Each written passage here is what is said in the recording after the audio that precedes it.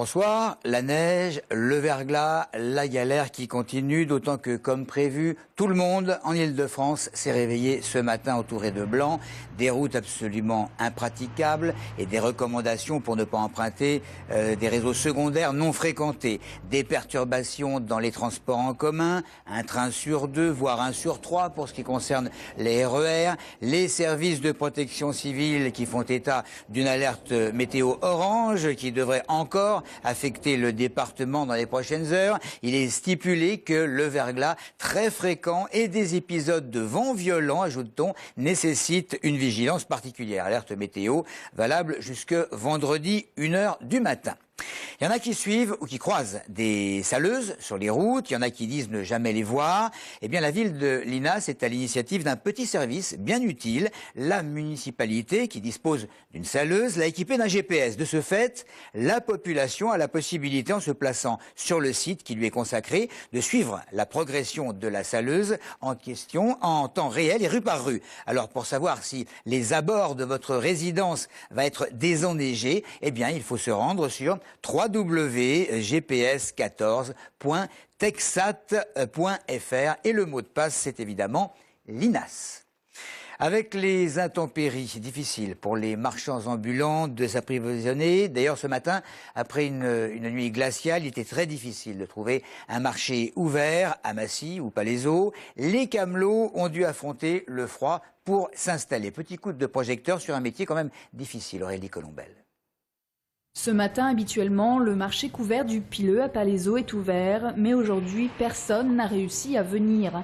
Sous la halle de Massy, même constatation, la neige a garni les étals. Je venais faire une petite course comme d'habitude, le samedi et le mercredi, mais ce matin, il n'y avait rien du tout. Mais ça se comprend un petit peu, vu l'état du sol, de la glace, de la neige et surtout de la glace. Pour faire son marché à Palaiseau, il fallait penser aux halles de Lozère. Mais ici, seul le stand de fruits et légumes et de fromage sont installés. À l'ouverture en intérieur, le thermomètre indiquait -1. On a risqué, puis on est venu quand même. Il y a un peu pas de monde quand même. Bon, faut bien assurer le marché. Hein. Donc on est quand même à l'abri. Hein. Quand il fait froid, bon, il y avait moins ce matin en intérieur. Bon, moins c'est supportable. Ce marchand proposait ses fromages en stock car hier, il n'a pas pu se rendre aux halles à cause de la neige. Habituellement, cette commerçante s'approvisionne à Rungis. Ce matin, elle avait un plan B. Mon mari est producteur, alors j'ai pu avoir un peu marchandises en stock aussi, quand ça a aidé. Avec le retour des températures positives à la fin de la semaine, le marché de samedi devrait retrouver ses couleurs habituelles. Un zoom à présent sur la Maison des Jeunes de la Culture, la MJC Aimé Césaire de Viry-Châtillon. Depuis 2 ans maintenant, un groupe de jeunes réalise des courts-métrages. Le réalisateur de la bande en est à son 5e film quand même. Maxime Lemaine a rencontré l'équipe ce matin. 3, 2, 1, vas-y. Ah, ça fait plaisir là. Ah, laisse-moi appeler une meuf là. Une bande de potes, un jeune qui sort de prison, nous sommes sur le tournage d'un court-métrage réalisé par Nama Touré et l'équipe du Family Sten Crew, des jeunes issus de la Grande Borne à Viry-Châtillon. Le titre, Alpouki, comprenait la poucave, c'est-à-dire la balance. L'histoire de Thierry, un jeune qui déménage d'une zone pavillonnaire pour s'installer dans un quartier sensible où des jeunes vont tout faire pour le tester, jusqu'à ce qu'il se fasse arrêter et dénonce 2 de ses amis à la police. On s'en fout, nous, la petite heure. Prends sa casquette. Nama Touré, 16 ans, aimerait faire du cinéma son métier, mais au-delà de ça, il espère bien montrer à travers ce projet une autre image des jeunes de son quartier. Parce que le grand public, eux, pensent qu'à la Grande Borne, il se passe que des choses mauvaises. Mais là, nous, dans les films, déjà, c'est une preuve qu'on n'est pas là à galérer, à glander dans les quartiers, tout ça. Nous, on vient à la MJC, on trouve des activités, et nos activités, c'est les vidéos, tout ça. Le projet, c'est El Metoui Salem qui l'encadre, animateur à la MJC Aimé Césaire, mais également chanteur dans le groupe Soulem, pour lequel il a monté plusieurs clips. Pour lui, ce projet, c'est avant tout une ambiance familiale pour une créativité jeune, sans censure. Mais vas-y, je vais gagner. Assez son, tu te sens mal, tu sais, c'est moi qui va te filmer. La création audiovisuelle, soit elle est très encadrée par des adultes professionnels, soit il n'y a rien du tout. Donc là, il y a vraiment du matériel et des moyens humains mis à disposition vraiment de l'expression jeune. Le film de Nama Touré est actuellement en cours de montage.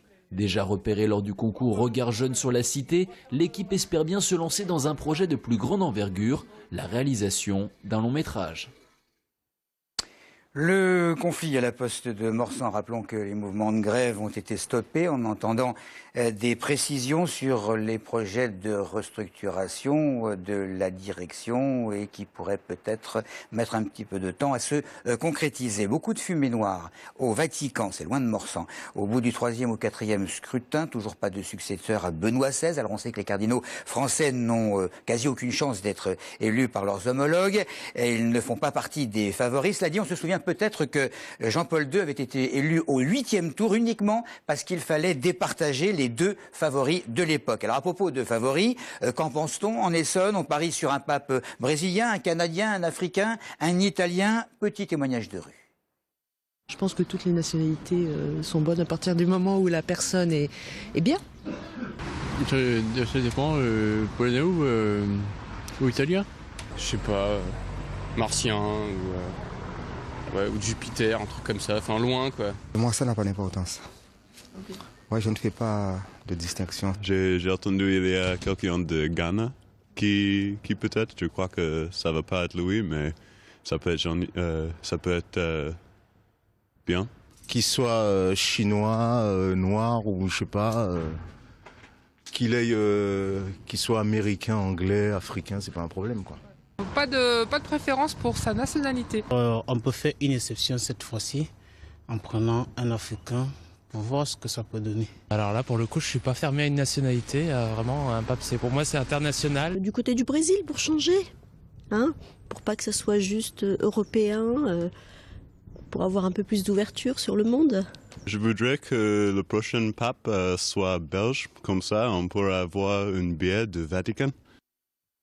Voilà pour l'essentiel. Rappelons l'appel à la vigilance lancé par la préfecture à la suite d'une alerte orange. Vent et verglas, plutôt verglas et vent violent, même susceptibles d'indisposer fortement, paraît-il, notre département, et ce jusque vendredi, 1h du matin. Sur ce, prudence et merci de nous avoir suivis.